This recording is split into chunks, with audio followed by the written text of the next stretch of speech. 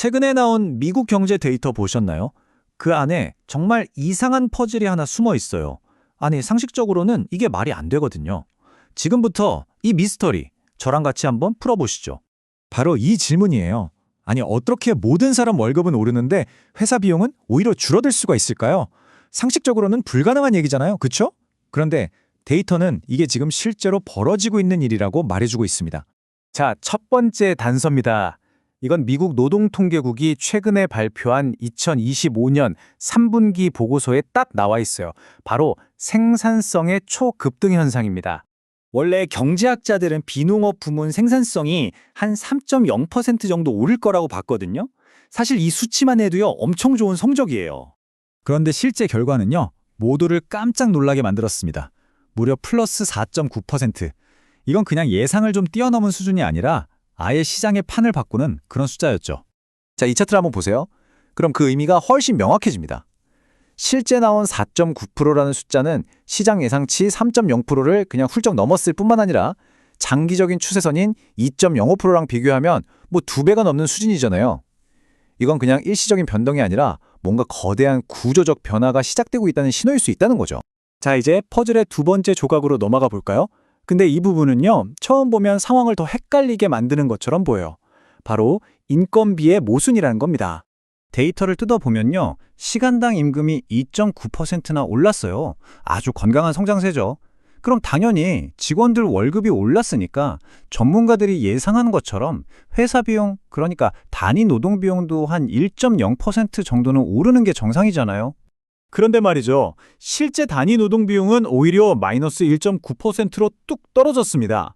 예상을 그냥 완전히 뒤엎어버린 믿기 힘든 결과가 나온 거죠.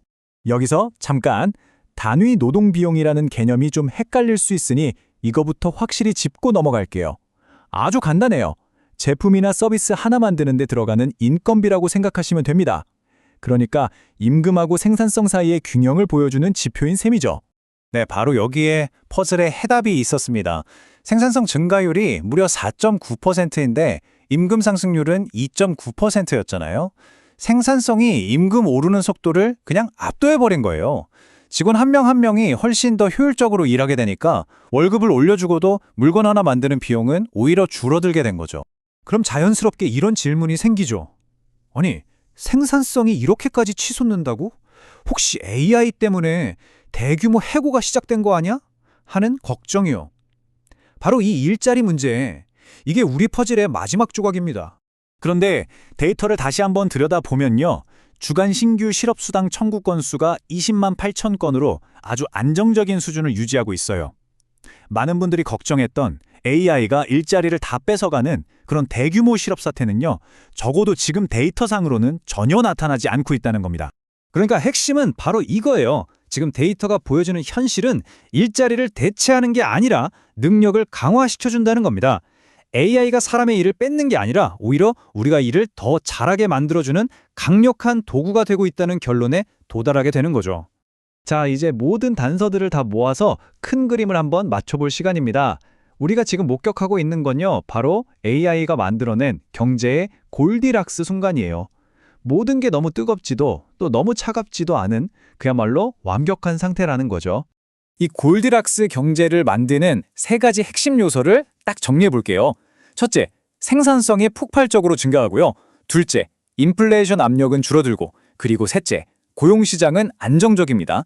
이 세 가지가 정말 완벽한 조화를 이루고 있는 겁니다. 사실 이런 생산성 붐, 이거 갑자기 튀어나온 얘기가 아니에요. 이미 여러 주요 기관들이 예측했던 거거든요. 골드만삭스 같은 곳에서는 생성형 AI가 미국 노동 생산성 성장률을 무려 1.5%포인트나 끌어올릴 잠재력이 있다, 이렇게 분석하기도 했었죠. 바로 지금이 그 변곡점인 겁니다.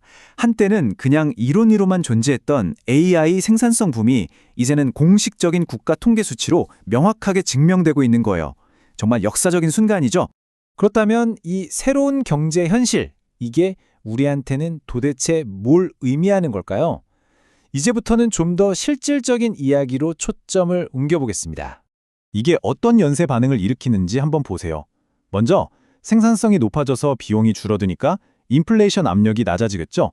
그럼 중앙은행은 금리를 내릴 수 있는 여유가 생깁니다. 동시에 생산성이 높아진다는 건 곧바로 기업들의 이익이 더 커진다는 뜻이고요. 실제로 S&P 500 기업들의 이익 성장률 전망치가 무려 15%에 달할 거란 예측까지 나오고 있어요. 이 모든 것들이 합쳐져서 주식시장에는 정말 강력한 순풍으로 작용하게 됩니다. 특히 소프트웨어나 헬스케어, 그리고 AI 인프라 같은 분야는요, 이런 흐름 속에서 가장 큰 혜택을 볼 걸로 기대되고 있죠. 네, AI 붐은 이제 현실이 됐습니다. 경제의 패러다임 자체가 바뀌고 있는 거죠. 이제 우리에게 남은 새로운 질문은 바로 이것입니다. 이 거대한 흐름, 과연 얼마나 오래 지속될 수 있을까요?